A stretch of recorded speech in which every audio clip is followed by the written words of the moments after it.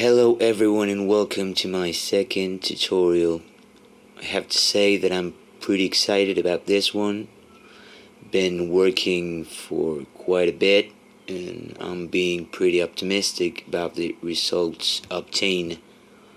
So a little bit of background first. Some of you may already know that I've been working for this oscilloscope that I made with the XY mode for drawing, and the other day I realized that it would be kind of cool if I could reverse engineer this bad boy, and so I did, with pretty amazing results. But then an even more interesting idea emerged. How about transforming that video data into a MIDI sequencer? So let's get things started. I am not going to erase everything and recreate it, since I don't want the video to be 1 hour long. So what we're going to do first, as we can see here, is we're going to use a MOV file N. We're going to use the video we want to use. For demonstration purposes, I'm going to use my own video that I did for one of my songs released earlier this year. We're going to use a level which we're not going to use right now, but we're going to leave like that, and a null.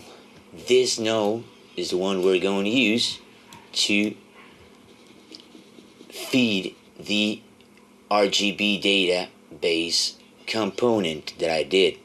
It's pretty simple. We're going to take a look. We just got to chop and analyze.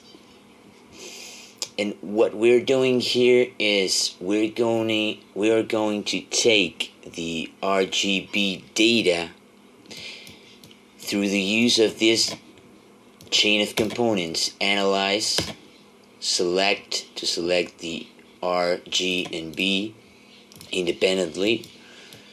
I renamed every single one of them to its original name.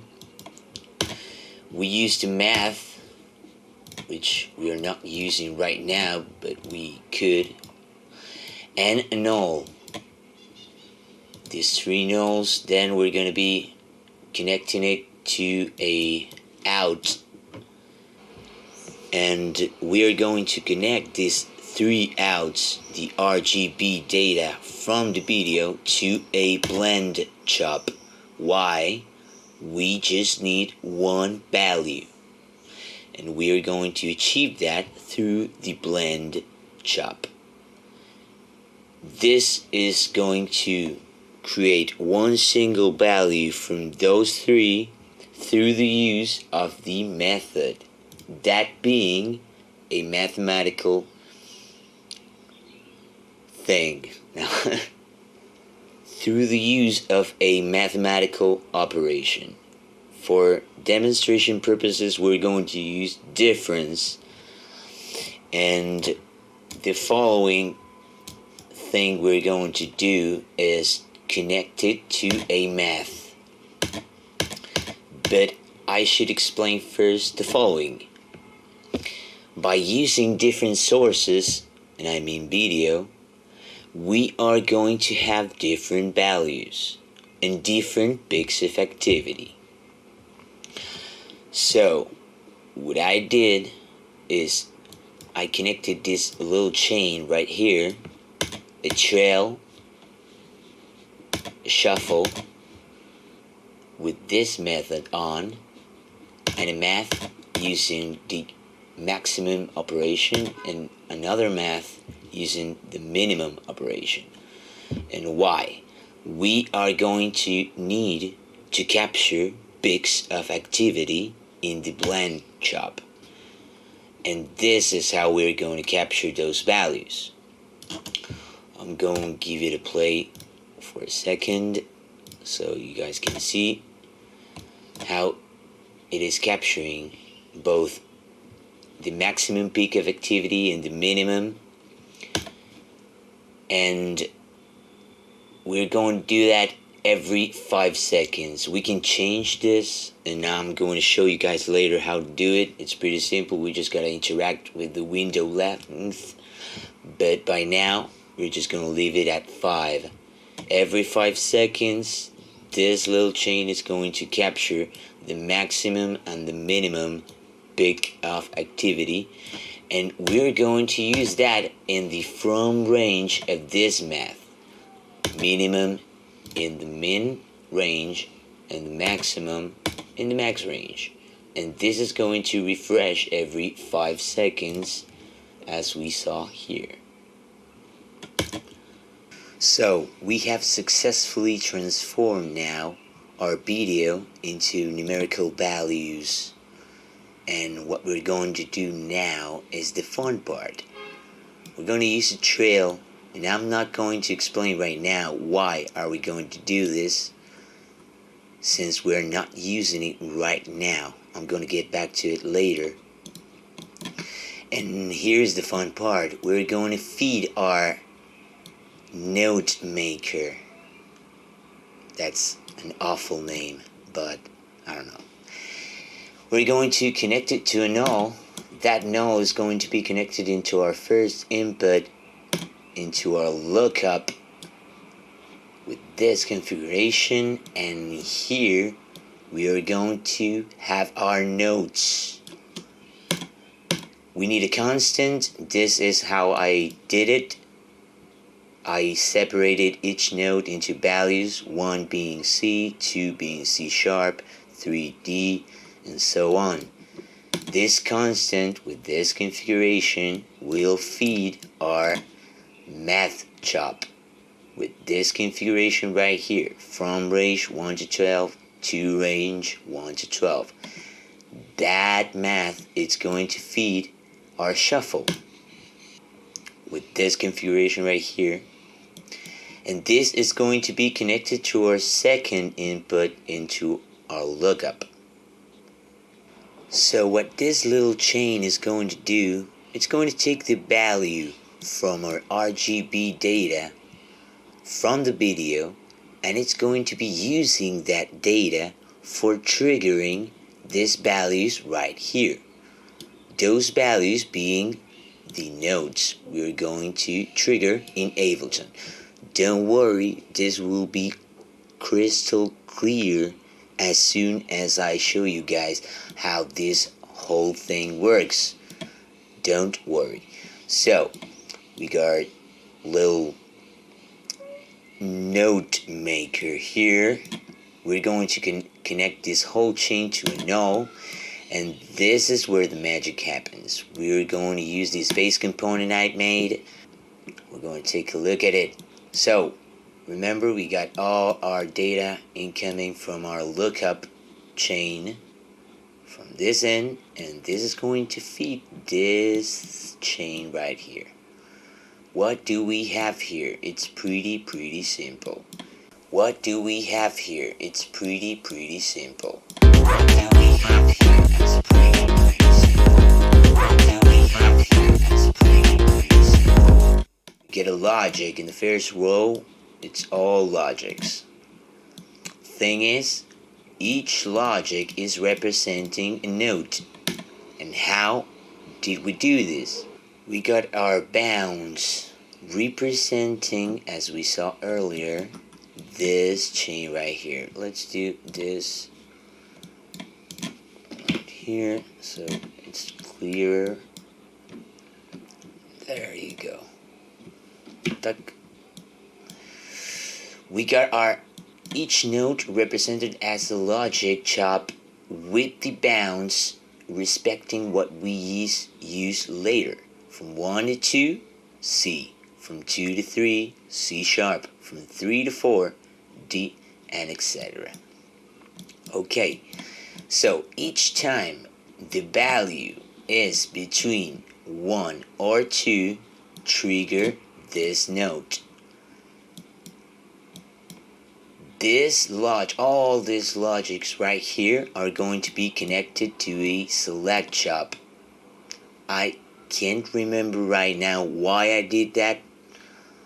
Let's find out. And this is the important part. We're going to use this chop exec right here. Let's do this with this code right here. I got this code from an amazing tutorial that I'm going to be quoting in the description of this video. And what this is going to do is every time this triggers to this chunk of code. And what this is doing is sending our Ableton MIDI 1, being this one, this MIDI information, note 48, and this is the velocity, 100. And every time it's off, trigger the same note, but with 0 velocity. Okay? This is how we're going to trigger the MIDI notes in Ableton. How are we going to do this? Pretty simple. We just need a TDA MIDI component in the beginning of our chain in Ableton. Okay, this is how Ableton is going to receive the data from TouchDesigner. So remember, every time this triggers, this, I call it do because I'm from Argentina and we call C like that, but this is going to trigger C note in Ableton, C being the 48th MIDI note. This is the velocity, and this is going to be sent to Ableton MIDI 1. This Ableton MIDI 1 and all this chain right here, it's the same. It's connected to the MIDI 1, to the TDA MIDI device on the MIDI 1 track, being this one right here. Okay? So we got almost everything set up. Let's turn the video on so we can see it. And let's turn this off for a bit. Yeah, let's turn this off for a bit, because I didn't explain it yet. I'm going to do it in just a moment. Let's give it a play so we can hear our result right now. Let's take a look.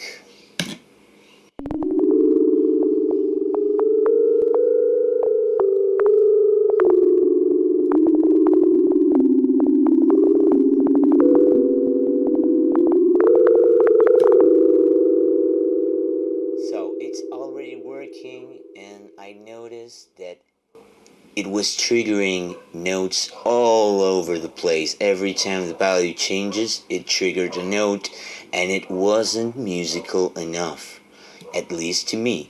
So this is why I did this. I connected a trail again, and this is the fun part. I connected this light right here to a math, so I can control the sample rate. And this, what this is going to do, this is going to trigger, this is going to capture the value incoming from our video, and it's going to cook it in the time frame I say to it to do so. My English is terrible today, and I'm sorry for that. Let's give it a go so you guys can understand what I'm saying. Let's give it a play right now. We get a sample rate of 1. It was at 60 in default right now. And triggering lots of notes randomly. No, not randomly, but okay, so let's give it a try.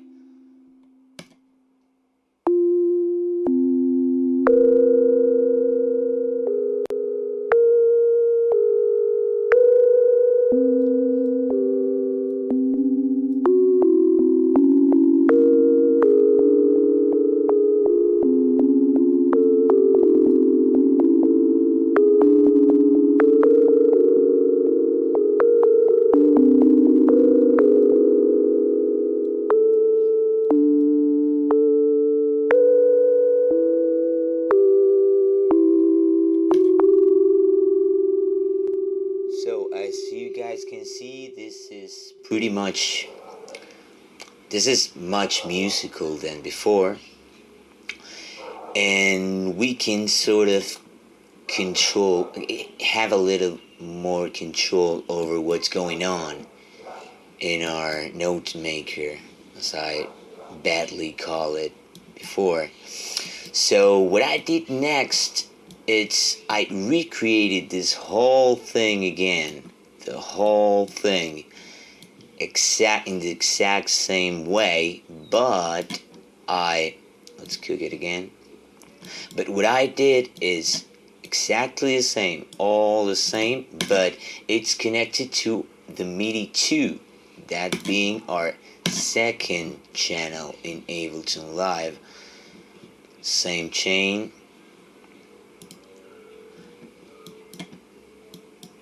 and this is the interesting part. By changing the mathematical operation used in the method of our blend chop, remember we are using the difference mathematical operation.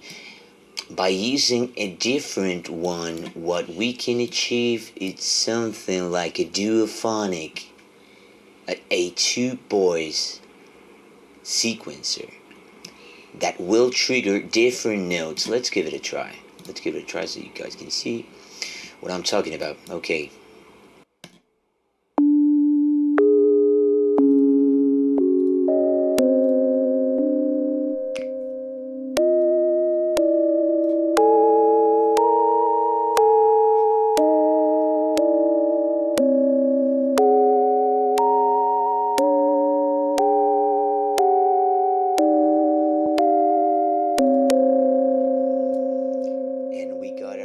A duophonic sequencer. Okay, that was pretty cool. We can start making this, we can start copying this exact chain as many times as we want. We can have like 16 channels in Ableton, I don't know, as much as your computer allows you to. What I did is I recreated another chain as we saw before, the exact same chain, but I'm using the same operation as I did here, the difference operation in our blend 1 chop, and I connected it to a drum channel. Okay, yeah, drum channel separated by our kick, toms, right, etc. And I did this because I wanted to have more control over the sample rate here in our drums. Let's give it a try. Oh, by the way, I did something different here. Yeah, I did something different here. I had to change the notes.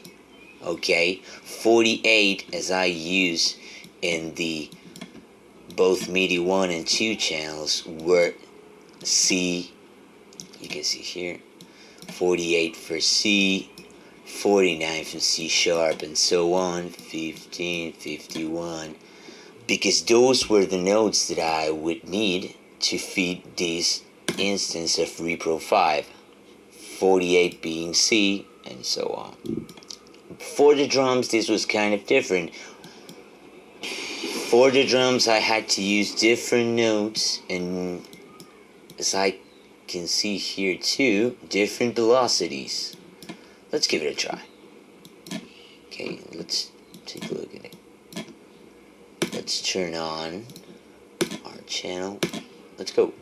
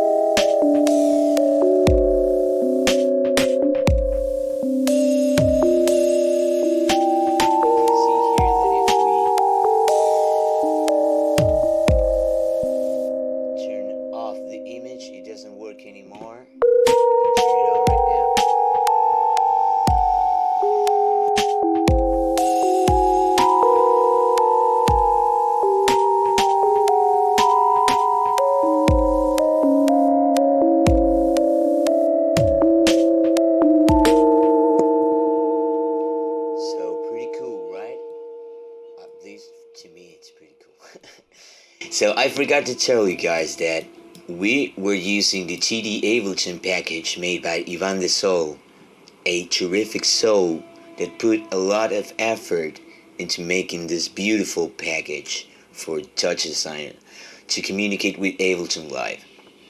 You can find it in our palette, okay? In, where was it? I got 3 TD Ableton package. I'm using the experimental version since I'm using Ableton Live 11. And that's pretty much it, guys. It's pretty cool. It has a lot of possibilities. You can, as I said, create as many chains as you want to feed as many channels as you want in Ableton Live. It's pretty cool. And what I did next to this whole thing was to play a little bit with the parameters inside each channel in Ableton Live. For instance, I'm using the Repro 5 and it has, as you can see, lots of parameters to play with, and you can use the RGB data values from our video to interact with almost anything in Ableton Live, and I mean anything.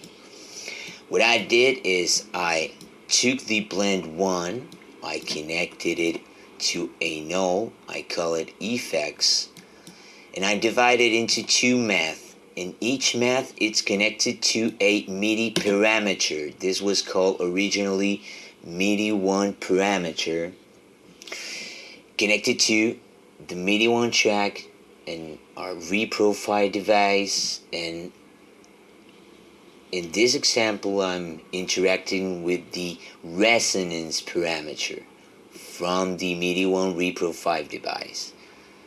In our second instance we're interacting with the MIDI 2 reprofile pulse width. You can see how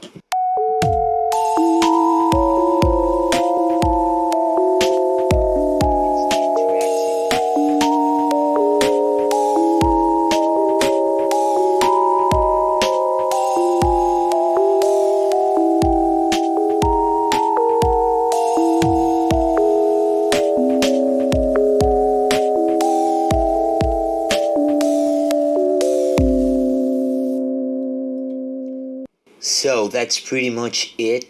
There's a plethora of possibilities ahead of us with this project. There's plenty of things to do. For instance, we can start using Ableton tools. For example, I put this arpeggiator, okay. If you want to play with the tempo that's appearing that we're using in our Ableton session, because we're not using it right now when using just TouchDesigner feeding Ableton, but we can make use of that with the arpeggiator. Let's take a look. Let's give it a play. Let's turn off the drums for a second. Okay, is this recording? Yeah. Let's give it a try now, but we're going to make use of our arpeggiator in Ableton. Let's give it a play.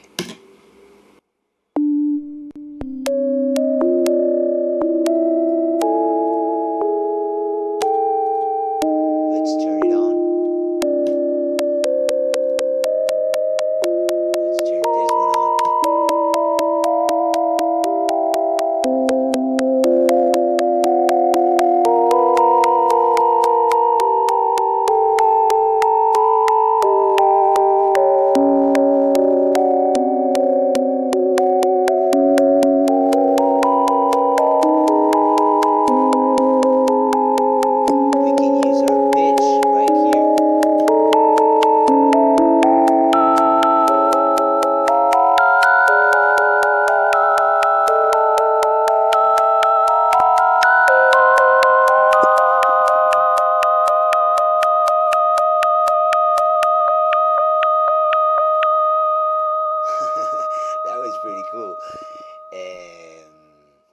Well, that was it. We can play with our tempo in our session. We don't have to go random or freestyle, better said.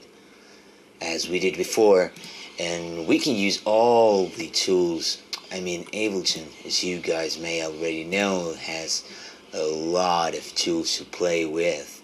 I'm using a velocity tool right here to make some variations in the velocity of each note each time it's triggered, and it gives a cool effect, a humanized effect. Oh, I forgot. We need to use our TDA master in our master chain. That's the only way the whole thing would work. And voila, that's pretty much it. I want to apologize in advance for some lack of technicisms. I am not a programmer, I'm just a aficionado, as you guys call it. And also apologize for my poor use of the English language. I speak in Spanish natively, and I'm doing what I can with English right now. There's plenty of difficult words to think in real time when trying to explain this kind of project. So I wanted to apologize in advance. I will try to make these tutorials better with time, and that's it. I'll leave you guys with a cool example I've been working on to demonstrate this whole technique slash project slash thing. Hope you guys enjoy it.